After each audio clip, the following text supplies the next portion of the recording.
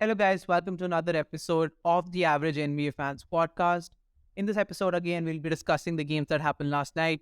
So just stay tuned and be with us. After where we discuss our games, we will also be discussing our predictions for the series, and we have a lot of fun coming throughout the podcast. So stay tuned with us and enjoy.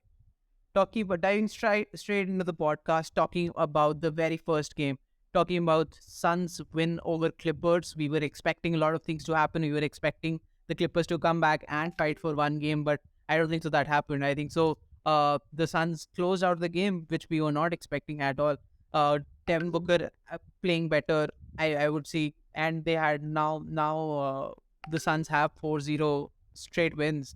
They were one down in the series, and after Kawhi, they never seemed to come back. The Clippers never seemed to come back, and they're winning 4-0 moving forward. So yeah, Angad, what do you think about the game?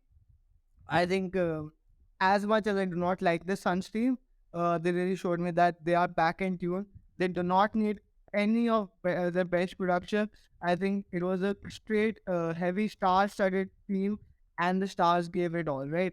So Devin Booker was cooking in Game 5. He had 47 points, 8 rebounds, 10 assists, and 2 steals. And the 2 steals is something I really want to give a glance to because throughout the 5 games I've seen a lot of defensive uh, through the last series, right? If you remember the Maverick series, there was a lot of Devin Booker defensive lapses, and I think that he's done really better to improve himself defensively. He's diving on the floor for loose balls. He's going to reach in, and he's going to get a tap at least a deflection. And he's averaging 2 steals, which is amazing. And even tonight, right? Devin Booker, he's got to create his own shot. 19 for 27, 4 for 7 from the field, from 3 line. I think that's all good and clear, right? But the 10 assists is something that he's creating each other's shots, right? You have Chris Paul who's going to average his cool 7 to 8 assists every game. But Devin Booker giving you 10 assists and talking about the man, the biggest trade that happened this offseason, right? Kevin Durant, this is the first time that I've seen, even after the Warriors matchup, this is the first time that I've seen Kevin Durant just be like, let this guy cook. I'm just gonna sit in the corner. I'm gonna come off screen. I'm gonna have those pickup games. I'm gonna dribble the ball a few times throughout the game when you need that isolation position. But man, 31, 6 and 4, and it did not look like he even broke a sweat. Talk to me about this, Rudrash. You were supporting a team that had Kevin Durant and had one of the best teams ever compared to the 72-10 Bulls. How do you feel Kevin Durant moving to another star-studded lineup once again? Yeah, I think to your point where you discuss the fact that Durant is now like content sitting in the corner or he's happy with his teammates contributing because I feel like he's had that time in Brooklyn where he thought he could have his own team, he could have his cake and eat it too. And he like very quickly and very roughly found out that that wasn't the way to go, where his teammates weren't producing and he was the man and he had to do everything. And now he values that, whereas when he was in Golden State, he was still looking for his own offense. He was still looking to be the man. He was still looking to be that star that carried that team. He wanted to be that guy. And I think he's tried that his hand at it himself, and I think he's now more content in just sitting and just winning. I think now winning matters more to him because For sure. I yeah, that's my take on this. And otherwise, this series was fun. It would have been way more fun if Kawhi and like PG would have played. I think it definitely goes 7. Even if Kawhi was playing, I think it goes in the favor of the Clippers. The way that he was playing game 1, we saw him just absolutely cook the Suns, and the Clippers won game 1. I think they had the competitive advantage over the Suns. But unfortunately, as we've seen that happen over the years, it happened again. Kawhi was unavailable, and it was a sad end to the Clippers, even though they balled out. The role players, the Russell Westbrook, everybody on that team, whoever was left, gave it their all. They left it all on the floor. It wasn't like Minnesota, where you just saw one guy trying to do it all and just nobody else with that competitive fire. The Clippers gave it their all, and I respect them, including Russell Westbrook, who's got a lot of slack for his time in maybe the Lakers or just before that. but I think he was absolutely phenomenal in this series. He played well, and yeah, Booker, as you said, played well. He had a 25-point third quarter, and the Suns went on a 50-point quarter, which was Uh-huh. amazing. But even so, the Clippers still climbed back because they had zero turnovers the whole last quarter. Zero turnovers. For a team that's missing their two big stars and missing so much, they played amazing. And for all the shit that Westbrook catches for having turnovers, a team led by Westbrook had zero turnovers till like I think a minute and a half or 2 minutes in the game, and then they had three quick turnovers, and just the game changed from there. They lost just because of those three turnovers. They didn't get a shot up. They couldn't contest, and Russ. From what I saw, Russ had an opportunity to tie the game. He had an open layup against KD. I think he had an open layup, but he passed it up for a three. Maybe they were going for the win or something. But from there, it was all downhill, three quick turnovers, and just the game was out of hand. I mean, Devin Booker was amazing in this game. I mean, he getting a 47 point, almost getting a triple double, and scoring 47 points. I mean, Devin Booker has been absolutely amazing this series. I mean, we have to give him the props since he has been scoring 37 points a game in this whole series. And talking about KD has been amazing too. He feels very comfortable. I think so. KD is in the mood because he feels very comfortable when he has people around him, two people around him. I think so. KD has. I mean, it's a hot take, but I think so. KD has performed better when he has two other shooters on the team with him or some role players with him. If you talk about the Oh, for Warriors, sure. I mean, I would have to agree with that. Just because that's statistically, that's logically makes much more sense than when KD tried to do it all himself. Even though he tried to build a team himself with well, Kyrie and Harden, those would probably be better shooters than CP3 and Booker, at least from deep, I'd say. But it just went all clunkers, and now he's looking to redeem himself, and I think he's just fed up from all of that. And I think it's a nice change for him to have a system in place. It's not just like two good players around him. I think it's a really good team around him. So I think that's what's helping him. And obviously Durant has a lot of confidence, and he has a lot of experience in this arena. So first round matchup against a hurt Clippers team, I think that's not an issue for Durant. I think he's very comfortable where he is right now. I think he's seen a lot more than this, and I think but Rudaz, don't he's you think that obviously comfortable. KD should probably produce that offensive production himself? He's not very dominant. I mean, we've seen KD struggle when he had to make the team. What do you think about that? I mean, KD, we talk about him being the greatest of all time, right? But do you think that he has it in him? He has proved time and time again that he has gotten three rings with Golden State Warriors, and he might probably and is favorites to win the season as well. But do you think can KD be the person that can dominate the game, just like LeBron James moving forward and Steph Curry, that they could probably take the whole team on their shoulders and take them home? Because I have not seen KD do that. In the recent past, and we've just seen him getting support from his role players and other people on the team. Oh, for sure. I think KD is very much possible of carrying, and he's shown that previously.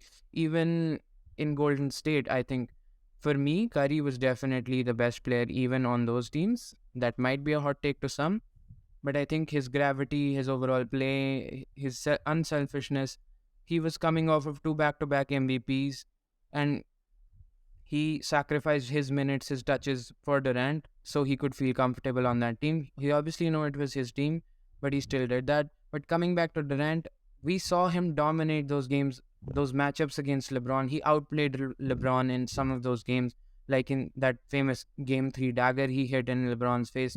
I think he's definitely able to carry them, but I think he's not needed to do that right now, and I think that's not the worst thing. Like even we see that in the Lakers team, the Lakers support cast is playing so well that AD and LeBron are not having to play so much, or they're not needed to score as much. Like we saw in that game 1 of Lakers versus Grizzlies, wherein Hachimura and AR-15 just uh, carried them, and LeBron didn't need to do that. I want to go with a hot take right now. I think that whenever KD is the second best player on this team, I think that's when he is more comfortable. I think he Oh, doesn't have it in him to be the number one player. And I have no oh, explanation for this, right? You look okay. at the OKC series, you look at those net series when Harden was just a Wait, decoy and are you saying that Russ was number one on that team? no, what I'm saying is that KD was definitely number one, right? But they never went on to win, even though obviously they went to a finals and they were 3-1 up against the Warriors. But that team didn't amount to a final championship. And the reason was, I think whenever you've seen KD with a star he's very comfortable with, you look at that Steph lineup, you look at this lineup, I think you see his assists go up only when he's more of a secondary off-ball player, more of a coming off screens. He's not going to go for his isolation touches every time. He's not going to dribble it up. He's a very smart player, right? He's like a LeBron James. He's going to conserve his energy. He knows that I'm no longer that MVP. I'm a MVP considerable player, but I am not the MVP number one guy. 35 points for every game, going for every midi contested midi step backs and step away, having post moves. I think I think a younger KD did not have the IQ to play a center, but this KD even has the IQ to go for a small ball center lineup if DeAndre Ayton is not giving you a lot. But Yeah, I think that all stems from that fact. I would like to go back to that again, that he's kind of fed up of trying to do it all himself, and for now sure, he's come back to a system similar to Golden State, wherein things have already been running for the past few years. They know they have a system, they have a good coach's coach. It's not like just they have Steve Nash who doesn't know anything and who just run over. Monty Williams is a coach. He's a proper coach. He'll make adjustments. He'll have a system in place, and I think he's having to play within the system. So to your point, I think he plays well within a system rather than just trying to go ISO yeah, gang, no, what they also tried ISO. to do in Brooklyn, which And crashed and failed. it's funny because the KD and Kyrie were the people who wanted Harden there. They were the Exactly, people who wanted Steve Nash there, and you know exactly, Zach Vaughn and had a and they lot of had better plays such than Steve Nash. I think yeah, they overall. had such crazy quotes that we don't need a coach, we can be the coach Exactly. ourselves, stuff like that. And Kyrie had that infamous thing. Oh, now I finally have someone who can hit shots other than me on my team, Yeah. wherein he knew LeBron won him that ring. He just What's had that one shot, and other than that, LeBron had won him that ring. And he was so close to even losing that. He has achieved nothing in his career, according to me. And he talks a lot of shit for having oh, achieved nothing. so fading away from the Suns for a second, right? I want to go on a small mini ride if you guys allow me, right? So back in 2019, right, we know what happened. KD went down, Clay went down, Steph went down, and Raptors win the championship, Pain. right? This is the first season where LeBron comes to the Lakers. He's playing with Lonzo, Bi, Kuzma. Uh, Vito wasn't on that team, but he had all these young pieces, Josh Hart, and he was, they missed the playoffs. I think they were the 11th seed. The playing did not exist back then, right? Um, 2020. 2020 is the time when the AD trade happens, right? The AD trade happens, give away all the pieces. This is a Frank Vogel team that's run completely on 3 and D and running these two stars, right? Meanwhile, the PG and Kawhi go to the Clippers, right? This is the bubble season, and if you guys remember, the opening game of that season was Clips for the Lakers, and Clips blew them out. Pat Bev coming up. This is the team that's going to the finals, and all of that, all of the charade, all of that nonsense, right? We cut to the bubble and everything, and however you think about the bubble, right? The Clips did manage to blow up a 3-1 lead and did not even go to a Western Conference Finals, right? Meanwhile, Lakers won the title. Skip to 2021, right? Clips are the fourth seed, I believe. They were the fourth seed. And without Kawhi, Kawhi got injured in that Utah series and they went to the Western Conference Finals, right? To be beaten by Suns. And Suns beat up a Lakers team that was injured. I think they had Drummond on that team. So, I mean, come on, guys. Come on. We're not really going into a lot of. You're not going to NBA Finals with Drummond probably being the second sider of your team, Ouch. right? What did Drummond do, man? Anyway, Western Conference Finals, I think they got swept. The Clips got swept, right? 2022, Lakers missed the playoffs. infamous Russell Westbrook trade and all of those things that happened. And Clips were in the play and they were the seventh seed and then lost both matches and missing the playoffs. I think that's talked about a lot less. And now, looking at this season, right, the Clips are done for. Lakers are playing tonight against the Grizzlies, away from home, but currently 3-1, right? And they have all the momentum, winning two in a row. Do you think there's even a comparison between the Lakers and Clippers? Because as much as you can throw shade and all those picks, right? Lakers at least got a championship, and you can talk about whatever, but they probably are heading to the second round again. While the Clippers, Western Conference Finals, getting swept, no NBA Finals, having Kawhi for 2 games in this series after he played like 40 odd games this season. Guys, do you think it's time to blow up the Clippers? You want me to be short with that answer? I want you to be real with that answer. I think there is no comparison. Short answer being Lakers have a championship and Clippers got their biggest thing, that was conference finals, right? That was an achievement for them in itself. They celebrated that. And they didn't get the trophy for the conference finals. Yeah. So there is, in short, there is no comparison between the two, but I think you pointed out the larger problem there. I think ever since Kawhi came to the Clippers, he's been doing the load management thing. And for all that load management, like we've seen that over the years, the Clippers role players have been playing huge roles. They've had to play huge roles just because their main players are not playing that great, and are injured. Like even in that 3-1 lead, uh, Reggie Jackson was playing well. Terrence Mann had to play amazing against that Utah team wherein they destroyed Rudy Gobert, right? And now Powell is having to play monster games of 40 plus for them to stay in this series. Mason Plumlee getting 21 on 8 for 9.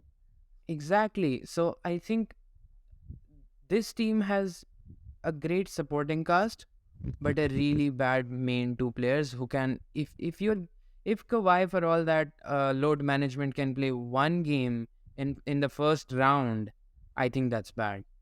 I'd have another superstar who can play, like they say, the best ability is availability, right? So if you're not even available, then what's the point of having that? Oh, he's the number one guy. He plays one game, and even on I think TNT they were saying, I think Chuck was saying that, oh, he's looking like the best player in the world again. How can you be the best player in the world if you play like 40 games all season and you play one playoff game? That's amazing. I think Like, he's just been fragile all season long, and in the previous season as well, he's not played a lot. But I think so. We'll have to give it to him. He's been suffering through the injuries. Is something that is not in his control as well. No matter how much load management that you do, but the injuries can happen anytime. I mean, AD also comes off coming off an injury. LeBron also having injuries with all the load management. I think so. Injuries can happen to anyone. Will happen to anyone. No matter how many load management you do, you can probably do an ankle running after a ball. No matter it, and it could be your first game of the season not playing in the off season. So I think so. Injuries happen. Uh, they're very unexpected, and there's something that are out of human control.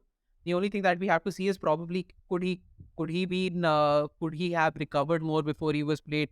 Probably is that something that we'll have to look upon. That what is causing the injuries again and again and again? Is the treatment line of treatment right? Are the coaches forcing him to play in the first game? Could he have rested for the first game and come back in the second or the third game? A better Kawhi, which would, but then it is also very unexpected. Anything can happen, right? You never know. The thing with Lakers is that Lakers have found their groove. I mean, we wouldn't have been talking about the Lakers before the mid-season transfers that happened. They did not have a team that looked like a team. Now they look like a team, and historically as well, I think so. Lakers have had that person, had a single person who dominates the game. If AD is not there, LeBron takes a charge. If LeBron is not there, AD takes a charge. And when both of them are playing, they're unstoppable. So I think so. The PG and Kawhi have been facing with a lot of problems as such, and bringing Westbrook have not solved their problems since the other two were not available. Westbrook alone cannot win you a championship, right? He could be the best player. He could have been MVP two times. With a better supporting cast, I'd take Russell Westbrook over Kawhi. I mean, yes, but you would need another person. You would need Russell and Kawhi on the team to win you a championship. Neither of them I'd can do take it. Russell Westbrook and a good supporting cast to win me a championship than a Kawhi and supporting championship. He's won one thing in his whole life, wherein Durant, Clay, uh, who else was on that team? Everybody else. We had a starting point guard named.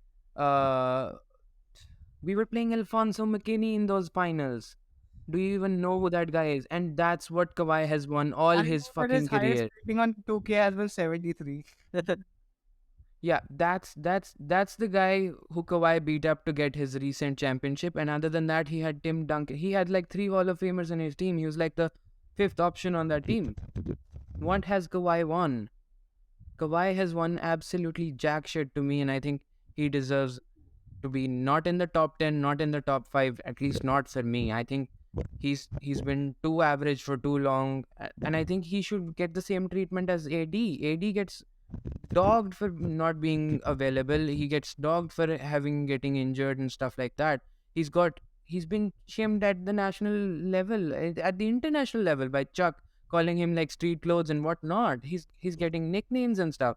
Like, I mean, why is he not getting the same treatment? He's getting called like one of the best players. He matches up against LeBron. He matches up against KD. Why? He doesn't. We're talking about AD, like I always say, you can have Ja, you can have Adams, you can have the Aquaman himself. That don't matter. Lakers in 5. And talking about Lakers in 5, there's this one series that we ourselves have thrown a lot of shit. We have given them Oof. no credit at It's all. gotten better over time for We sure. have dogged them like anything. We said, no need to spend any time. 2 minutes is enough for this game. But man, oh man, did that man, Ice Trey Young, going into He the finally garden. showed up. He He finally showed up. did show up. And you know, everyone does say that one day those threes are gonna fall. And damn near straight those threes were falling tonight. Celtics were lethargic. They had the game in the bag. I think a Celtics team, the last season Celtics team would have probably closed this out, right? But they gave the chance. Jalen Brown still with that nagging hand cut, and he was glaring at his arm. He was looking at his hand. He dunked the ball, and he was looking at his hands as if it was paining. But man, oh man, he tried to guard Trae Young, but when Trae Young has it, he is unstoppable. And he went into the garden and he said, "You remember 2 seasons ago when he told the Knicks, it's quiet as F in here," and that's what he did tonight. And man, oh man, what a performance! As much as they were bad on defense, they were really nice on offense. And I think, Sridhan, you have a lot to say about this matchup too. I mean, it was a wonderful matchup. I mean, starting with the Boston fans, they've always been crazy, and this Oh yeah. this matchup also they were a lot crazier. I mean, the kind of and the kind of cheering that they did with every shot that Trae Young missed was amazing. I mean, the kind of home support that these people get. But the problem with Boston is that they have not won a lot of things at home. I don't know what's happening with them. Boston is not the best team at home with the record that they have. It's just that with the crowd, and it's a great assumption that they should be good at home, but they haven't been. And I think so. Not being good at home or not being good in this particular series has been just because of their particular bad decision making. In the end, if you saw, they had the bank, they had the game with the kitty. No one else from the Atlanta Hawks was scoring. Trae Young scored 14 of the last Atlanta Hawks point. It was above 90% usage rating for Atlanta Hawks in the last 3 minutes in the last quarter for Atlanta Hawks for Trae Young. Yeah, but still, I think so. They had a lot of things. They had a lot of things in their account, but in the last 3 minutes, we saw a lot of things happening. I mean, Trae Young was scoring long threes, but Boston could not even score a bucket. I mean, Jalen Brown going in and missing an easy layup in the end. They're giving a lot of technical fouls in the end.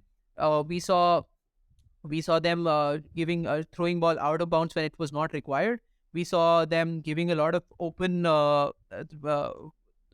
looks to Trae Young. I think so, and not being able to convert in the offense. I think so. That was a pretty bad play for Boston. No matter how much Trae Young played, I mean, I'm not taking off the shade from Trae Young. Trae Young was good, but it's not because Atlanta Hawks were good. They did not win the game because Atlanta Hawks was good. And I was talking Oh, about this in the previous podcast as well, that if Atlanta does have a chance to win a game, I mean, Trae Young needs to step up because the team depends upon Trae Young a lot. Talking about the usage rating in the last quarter, and I think so. It's just that they had a chance and they took the chance, and that is why it was a very good game for Trae Young. But Boston shouldn't have given them the chance in the first place, and that's what I think about the game. I think I agree with you, Srijan. I think to me, I feel like the Celtics team is exactly like last year. Exactly like last year. We saw the Beginning of same year. things from them in the last year, wherein they should have closed out a lot of series before, but they went to 7 with them.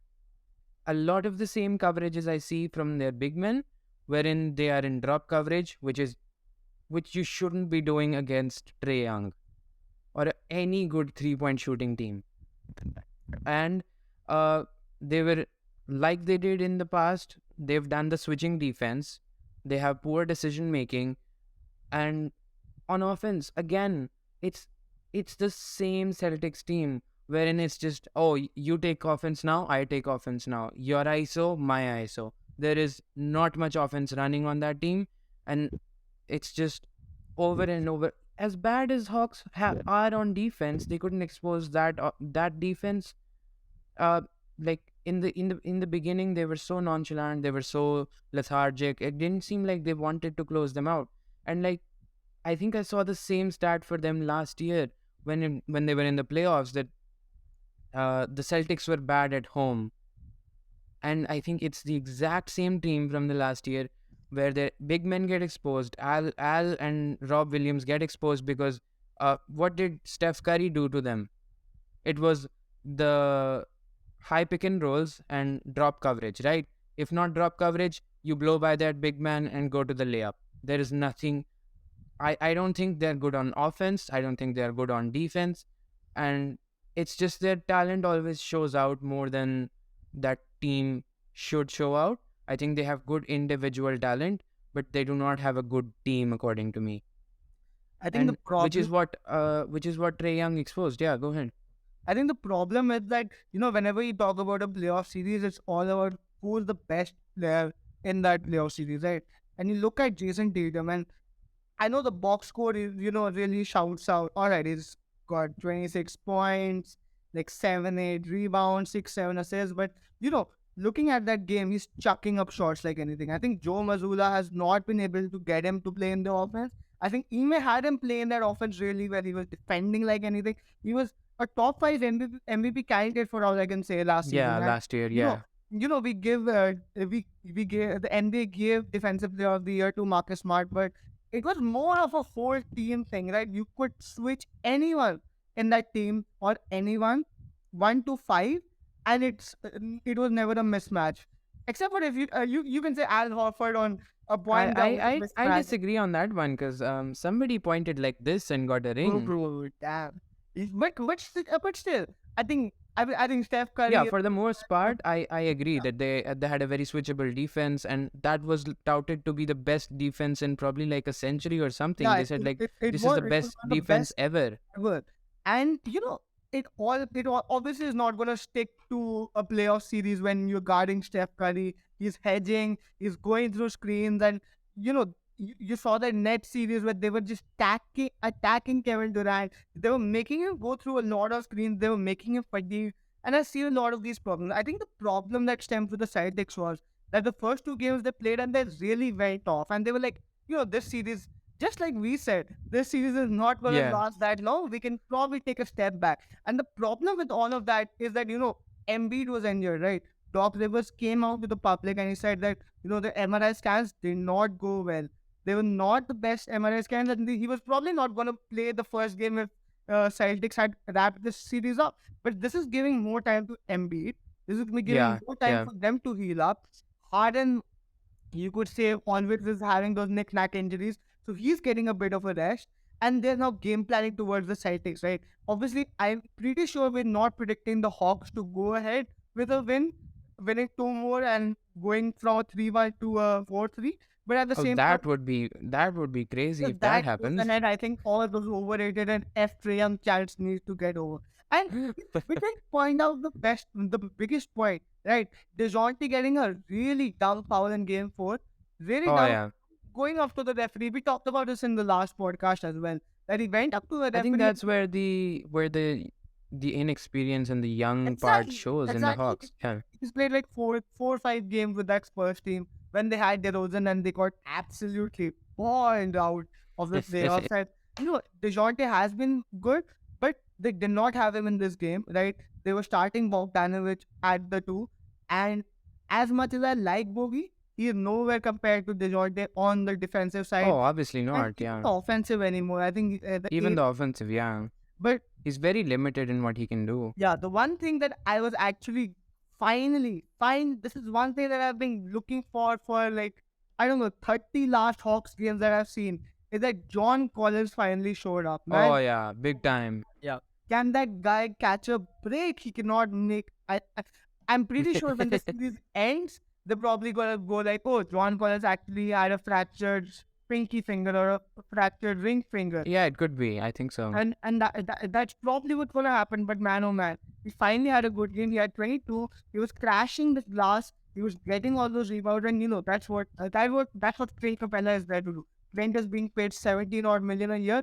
He's gonna crash it. He's gonna get those offensive rebounds. He's gonna crash the glass. He's not gonna let your center take it. And we know that as much as good those players are on the Celtics, they are not best rebounders, even though D-Rob had I think D-Rob had a good game. He was 13 points. And by the way, I have a crazy stat for you guys. So, can you name the 3 best players with the best true shooting percentage in this playoff run? Steph If Curry. you say it like that, then probably Rob Williams is one of them. So, Robert Williams is third, but can you guess the top 2? Steph Top Curry 2. and Clay Thompson. No, not even close. Not Clay for sure. Uh, who's finished? Oh, is it? No, probably not AR-15. No, But Not- I know he's getting the most fouls of anyone. That's a crazy stat as well. that is a crazy stat. But the first person with a 96% true shooting. 96. 96% true shooting, Duncan Robinson. Da- And Oh, Duncan. I see it And now because he had on such the list. little volume. and second on that list, another player of his team itself, 84%, Gabe Vincent. Gabe Vincent. Oh, I mean, I think it's more impressive with Gabe because he's played a lot more than Duncan has. I was Duncan was only let out of that doghouse because of that injury to Tyler, I think. And yeah, he's played more minutes. He's had more touches. He's the point guard, so he gets to handle the ball a lot more. But Duncan only shoots those open threes. So I think I see why he's up there. But I think it's impressive from both 90 Robert Williams minutes and for 4 him. years. Woo. Oh yeah, that's a waste. That's a big waste if they're not gonna play him for sure. But coming But back to the Celtics game, right? yeah, Celtics once again very ISO dependent. Going to Tatum, Tatum and Brown are good players, right? They're gonna create shots and they're tough shot makers. They're gonna make tough shots for yeah, sure. yeah. But that's not the idea of that, right? That's what Brad Stevens was criticized for a lot. That's what Emo Oka was seen as a savior, that he's getting them the quick, easy buckets. Easy shots. You Yeah. gotta get like 10 points of those Tatum step away, fadeaways, middies, obviously. But you need to get them at least 10 points of easy buckets, easy layup. Get a floppy running, get those high pick and rolls with Al Horford being a fader and getting easy buckets overall in general. But that's the problem with this team again. They're relying too much on the stars and they're just going for difficult bucket making. Absolutely, I and that's the problem agree. that I see. Right. Yeah, I agree. But to this point, Trey Young and the Hawks managed to get a win without Murray. Nobody was expecting them to do that. On and on. And I think there was something about a double booking for Janet Jackson in the stadium for Game 6. Nobody was expecting them to come Yeah, back. exactly. Oh, yeah, I saw that graphic too because even the Hawks were not expecting that stadium to Even be the Hawks were not expecting it. But now that they have won without Murray, with Murray coming back in the next game, what do you guys think? Is this going to 7? I don't think so. It is going to 7. I think so. Like I said, it is probably because Boston was very bad and not because Atlanta was as good. Murray coming in would give them a greater edge, but I think so. Boston, being the dominant Boston, they have been throughout the season, throughout the regular season. I think so. They'll close it off at that call it a day. If they don't do it, then it's a bigger concern for Boston moving forward. I was predicting Boston to win the championship this time, but then I'll have to Oh, switch my that's why you're doubling down on them, eh? yeah, I would have to hedge my bets against them if they lose another game because I'm not sure whether they will be able to take on the 76ers, which look very strong in the playoff series and with their and they getting the rest that they had with For sure, their for sure. I think with I- every game that the Celtics have to play more, they're hurting their chances in the for coming rounds for and sure. even Yeah. just giving more chances to get injured. I mean, it Oh, just yeah, imagine yeah, their for players sure. getting injured and then probably not because the 76ers is not a small team and then they're not lower seeded. They're the higher seeded team and the again 76ers have been dominating throughout those season and they have the players to just win it. I think so. If probably Jason Tatum gets injured or someone like Jalen Brown gets injured, then probably it could be over in game 5 or game 4 for 76ers for Boston and 76ers could move forward and then I'll probably lose a lot of money, which I don't want. Uh, I just hope that does not happen. Talking about the next series, let's quickly move on and jump on to the next game, the Denver's versus Wolves. I think so. It was a good game. And I texted in the group as well the other day that Nuggets advanced, but online support because it was a very close game. It did not have to be a close game. I think so. Cat and Anthony Edwards putting in the points for the Minnesota Timberwolves. I think so. They got the game in their back, and they could have won that game. It was very close if they had to score the last 3-pointer again. I understand that it was a clutch situation, and these players are not ready for the clutch situation or do not have the composure to score in the clutch situation. But I think so. Denver shouldn't had let this game go that close as close as I want to. I mean, they could have lost it in the last possession. If that would Mhm. have scored, it would have been probably a tie, and it would have gone to OT. And anything can happen in the OT. Yeah, I think I'm gonna be the rant guy today, and this is my third rant now. But I think Cat has proven to be nothing more than an average guy to me. He fouled out again, which has been the theme all year long. All year long, we've seen that I would happen. say 2 years in a row now. 2 years in a row, we've seen that happen over and over again. All he does is get fouled out. When you need him the most, he's not even on the floor. And as bad as MPJ was playing through the first 3 quarters, he had like 0 points through 3 quarters. This was the game that was supposed to be theirs.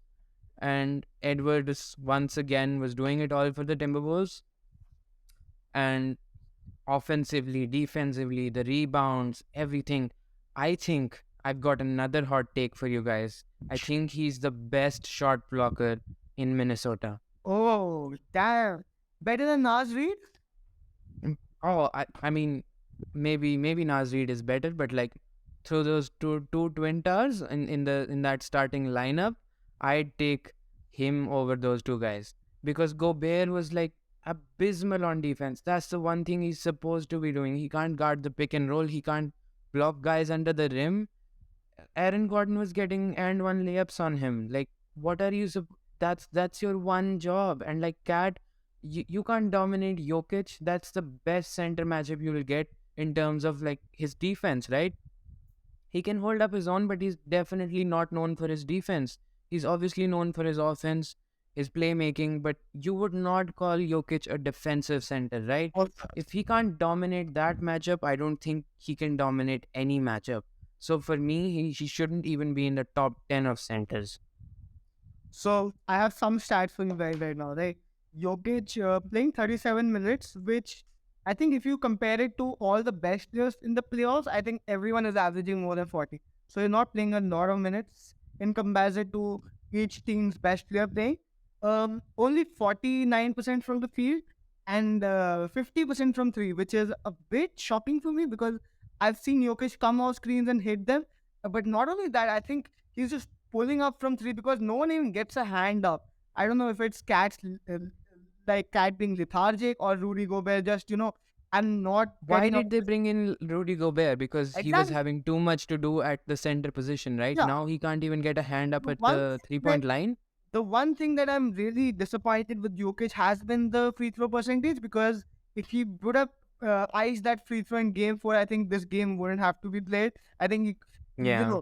they were down 12 and Jokic just showed that I am the third three-time MVP winner. I'm going to be the three-time MVP winner. And even if he's not, he showed them that I can make a switch that quick. And if he ice that free throw, they probably go ahead and win that game. And Timberwolves fan would have been rejoiced that Timberwolves actually showed up, man, oh man. But this as stated, I have no idea what those two big men are doing on the floor, right? Cat, Cat you saw in the playing game, Cat 2 fouls in 2 minutes, fouled out in that playing game, and that was the best chance to go against Grizzlies and not take up the Nuggets because the Nuggets was going to kill them regardless, right? Nuggets were definitely killing them, but at the I same think they time, kill themselves. I think they can't beat any team. I'm done with the Timberwolves. It's just Anthony Edwards' team at this point. Get Cat out of there. Get Gobert out of there. Get any sort of good guys on that team. Get him some support. Don't for get sure, like. I think I think that they're dead weight. and Tim Conley was obviously the general manager for Nuggets last season. Sorry, 2 seasons prior, and he went to the Timberwolves because he got a huge, I mean, a huge contract. He even got partial ownership, equity in the team during that season when he came from the Nuggets, and obviously made that crazy trade with Rudy Gobert. And Oh, now they're going to probably look forward to a Karl Anthony Towns trade. I don't think that's even a hot take right now that they're going to look for a cat trade because when you look at the lineup, right, you have two centers, you have Rudy Gobert, and you're probably not trading him because what are you even getting for Rudy Gobert right now, right? After what you gave up, that's probably like that's like I think at best they look like backup centers to me. Nas Reed exactly should be starting for the Nas Reed, Timberwolves. 50% from three. He was like averaging like 18 points and 11 boards, He's but doing it all, and he plays defense. So and he plays defense. He is you're someone paying two different specialists who are And doing nothing. the biggest thing is he will actually take advantage of a mismatch. He will have, Exactly. yeah, Exactly. you play 2K and Rudy Gobert can take a mismatch up. He can go against I can give you in writing that if Mike Conley was a Rudy Gobert was a one-on-one, he is not taking advantage of Mike Conley right now. Rudy Gobert, even if he's on his team, right? Oh, I think he took enough advantage of Mike Conley, I think, and the Timberwolves. Oh my God. And I mean, Naz Reid, obviously a great player. You have a point guard in Mike Conley, and even if he's aging, I think he's I think he's looked to be in that Chris Paul role, like hit those open threes, pass the ball, play passable defense. Don't be negative on defense, and that's all you want. You have a budding star that I think could be an All NBA, probably even as soon as next year, depending on their guard and wing position. And it's obviously going to be positionless from next season.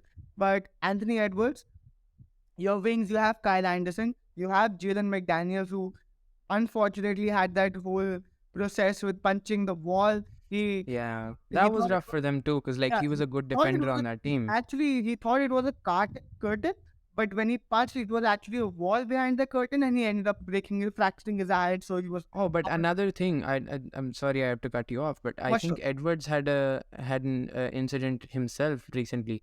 At the end of that game, Edwards misses that game winner and goes towards the locker room, doesn't shake anybody's Yeah, hand, which I respect because he's competitive. At least someone is competitive on that team. at But least someone's not soft all the time. exactly, and but he picked up some chairs on his way and accidentally, I think, hit someone of this of the Timberwolves staff, and now they're pressing charges. Oh God. So the one good thing in Minnesota, and even he's facing some I'm issues. pretty sure Adam Silver is gonna let that slide. There's no way Adam Silver is getting any problems with all of those things. And we didn't even talk about Nuggets a lot, but that just shows, right? Nuggets are not getting a lot of coverage, but I mean, you don't expect anyone to sweep anyone right now because the NBA is such that you can lose a game at any point of Exactly, exactly. I time. think it's very open and very close. Exactly. But they did what they were supposed to do, right? They finished Timberwolves off. They were supposed to get this series done quickly. They got it done quickly. They the same day, so they ended the series the same day the Suns did. So no extra leave for Kevin Durant and old Yeah, man Chris Paul CP0. yeah. I think to me, out of all of the higher seeds, Denver has looked the most dominant. Denver has looked the most Also, complete with their big bench. I think Denver has looked the best out of the higher seeds. It's And also because their players have showed up in the games, right? Talking about Nikola Jokic, if he was not dominant with the ball, with the amount of points that he just got 28. I mean, that we're talking about Joker, right? And that is with the kind of expectations we have for him. He just got 28, but he got a triple double, right? But and yeah, then Jamal Murray stepping up, he did not have to do a lot of things. Bubble Murray is back. So he did not have to do a lot of things. He's averaging 9 assists, right? So I think so. We are not giving enough credit to the Denver Nuggets because we expect a lot of from them, right? Any other Exactly. team doing this would have been probably well, we would have been excited and we would be happy moving forward. Although it's always fun when we go into the game 7 and the team wins from there, but then it's just expected from the Denver Nuggets to play this well. I think so. And in if they were not playing that well in the last podcast, like we were discussing, then it would have been a bigger problem, right? Like in this game also they played well, but they should have ended the game a lot sooner. They let it go in the last possession, I think so, which was not the best thing for them. But I think so. It's just that how NBA is right now. Everyone Yeah, is I think anything can happen it on it, was less about the Nuggets. I think it was more about the Timberwolves and right? just him fighting alone like for their playoff lives because he's ultra competitive. I think at the time of the draft it was questioned whether he wanted to play basketball because he was a multi-sport guy at that time, he and he actually didn't. went into that what do you call it? The post game interview, and he said that I love NFL more, right? Yeah, I think so. And like at that point everybody was like questioning Anthony Edwards like commitment towards basketball and whether he would play, and like it was a gamble sort of. It was called like a sort of a gamble on him in terms of his character and whether he wanted to play basketball. But I think he was the only fighter on that team besides like a couple of role players. uh but to cap this off, I'd like to say like the Hawks, the Clippers, and the Wolves all through the three games I kind of saw some similarities in defensive coverages where they messed up simple coverages in like switches and stuff, and they gave up a lot of like simple baskets. And although like Hawks ended up winning, but I think they're ultimately gonna lose the series. I think that's because they're giving up very easy baskets at the rim, and to me, in the playoffs, it's all about good offense and like easy offense. For me, I think and good defense obviously. So I think those two things are very important, and I think in a 7 game series, uh whichever team has easy offense and good defense always wins. I mean, that's very nice. Talking about gambling, let's quickly move on to the last part of this podcast and the most exciting part of this podcast, according to me. Let's talk about the predictions for the games that are there tonight, and let's see who wins. Like the first game is Lakers versus Grizzlies. What do you guys think? Who's gonna win? Yeah, and you I know think me. I go ahead, Angad. You know me. All I have to say is Lakers in five. A little modest from a Laker fan there, but I think, like I predicted previously, the Grizzlies win one in Memphis, and, but I think the Lakers will close them out in Game 6. I think LeBron doesn't want a Game 7, as old as he is. For I sure. think he'll put in everything to finish them off in Game 6. But let's see, they might just close them out in Memphis. Being the Lakers fan that I am, I would like to say Lakers in five for sure. I mean, the Grizzlies do not stand a chance against the Lakers that has been playing well. I mean, Rui Hachimura will come in the next game off the bench and probably Oh. score 15 to 20 points and take Lakers home. And I think so that's why Lakers is by. Let's quickly jump on to the next game, which is Knicks versus Cavs. What do you guys think? Who's gonna win? I think Oh, Knicks has shown us a lot, but I think I think going on, last two games has been really bad. I think we are waiting for that Donovan Mitchell game where bounce he's going back. to drop 40. Yeah, a bounce back game. He wants to show the Knicks why they didn't trade for him. I think he is that hometown boy, and he's gonna go. It's at it's not at MSG Garden, right? It's at the Cavs arena, but still, I think he's gonna go there. He's gonna drop a 40 bomb, and I think Cavaliers get this to a 3-2. But overall, it doesn't look. I had Cavaliers going for 7, but I think I'm gonna have to eat my words that I it's gonna be bleak, but I think it's still gonna be a 7-game series. So Knicks 4-3, but right now Cavaliers do win this game. I think the Knicks have changed my perspective completely. I wanted it to go 7 as well. I wanted like Cavs to win it in 7, but the Knicks with their defense, with their offense, and like I think even in skill level, I think they have better talent overall Also, and than the even the Cavs. coaching So for I sure. think they might just close them out tonight. Oh, that's a hot take. That's not what we were expecting from the first podcast that we've discussed. We've always Oh, for said that sure. Like, it'll be a 7 game series, and it's gonna be that's gonna be a hot take for our particular podcast. But I'm still rooting for Cavs. I love to support the underdog, and I think so. yeah, me Cavs too. Like, I might am rooting for the Cavs, but I It's think it's crazy over. how Cavs have become the underdog because they were the higher side. higher seed Yeah. and the Twin Towers and Darius and tournament. There's a lot. The Knicks I have think it changed my didn't perspective translate a lot. that well to the playoffs. Just like for a lot of teams, it has shown this And year, the seeding has not mattered as much. what Tom Thibodeau has done in this playoff series has Oh definitely yeah, outclassed JB Bickerstaff for sure. Right. According to me, I think so. It will be Cavs in 7. I'm still oh, going with still that sticking. that team. I think so. Cavs will make a comeback. Donovan Mitchell has to be very very dominant if it needs to happen. But I still want a Cavs game. Oh, I I I still want to see remember a dominant Donovan Cavs. Mitchell against those Nuggets. So it can happen. Yeah, And that's what I'm hoping for. I just want a game 7 and then Cavs winning it out, inching it out in the last game. So I'm still rooting for. Moving to the next game, the Heat versus the Bucks. Do you think the Bucks can make a comeback, or what do you think? I think this game for sure Bucks are winning this game. It's at home. They're gonna go with a lot to prove. I think Giannis is the type of guy who always looks at the 3-1 and says, I'm gonna come back. So he's definitely going all in for this match. And I think Jimmy Butler is due for a down performance finally. He's been crazy good in the playoff series.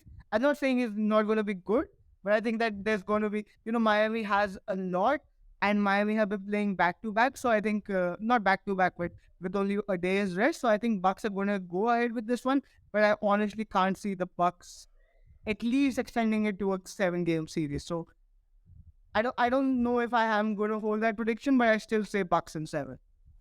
Oh, okay. Um, I think I have shifted towards my. I have always liked Miami, but Miami were playing really bad this year, so I was kind of wanting them to just lose the plane to get that pick, but they've proved me really, really wrong here. But yeah, for sure, I think I agree with everything you've said. We're due for a sort of a mid Jimmy game, and then we know how gritty and grimy uh the Bucks are and Giannis is. So I think they win this one. And I am supporting the Milwaukee Bucks too. I think so. It would be looking at the games and looking like how Jimmy Butler is playing. I think so. It would be Heat in 7, but I think so. It is going to game 7. I think so. Milwaukee will make a comeback and push it to game 7. But I'm thinking that the Jimmy Butler show would be amazing in the last game, and I think so that would be Heat in 7. Now I think Heat in 6. quickly moving on to the last game of the night. It is Warriors versus the King. We like to hear it from the resident Warriors fan first. What do you think? Do you think Warriors will win this, or do you think the Kings will make a comeback? Um, I think being a Warriors fan, I really want them to win this one. Like I said in the last one, I think Game 7 is a much tougher win than a Game 5 win. They have been really terrible on the road. It's a tough one. Like, I'm very biased on them. So it's very hard for me to look objectively. But I think they win this one. They have Oh to win wow. this one if they want to win the series. They really have to win this one. Alright. I think Warriors are gonna get absolutely destroyed tonight. I think the Sacramento Kings are gonna light that beam once again. Not good at home, not good away from their own home stadium. And I think the Iron Fox is gonna show that broken or a fractured finger or a fractured ligament cannot keep him away. Kobe. I think this is gonna be a 6-game series. I don't think Warriors win again. I think Kings win. Oh, you're I just a mean, hater, man. You're if just a hater. objectively, if you look at it probability wise, I think so. We'll have to give it to Golden State. I mean, I know that they have been 3-1 at Sacramento Kings home this season, but I think so. That injury, that niggle in the hand, if he does not play, if it troubles him a lot, I think so. It could sway everything in Golden State way, and we've seen Golden State being the dominating force, and we've seen them make a comeback in the playoffs. So I think so that they would come back and close the game and win this one and then close it in 6. So I'm also going with Oh, close 6. it in 6. Okay. You're more confident than I. All right, guys. I think so that was a good conversation with these two again. Thank you so much, guys, for listening to our podcast and watching. If you watching it on YouTube, make sure that you're subscribing to the channel. Make sure you're liking the video. It really helps the YouTube algorithm a lot. And make sure that you are subscribing to our podcast on Apple Podcast. We are on Google Podcasts. We're there on all major podcast platforms. So make sure you're joining us there as well. And show a lot of love. Also, comment down below what you think. What all should we cover in the NBA season, and what else do you want to look forward from us? Again, till that, thank you so much. Bye bye. Peace. Peace. See ya.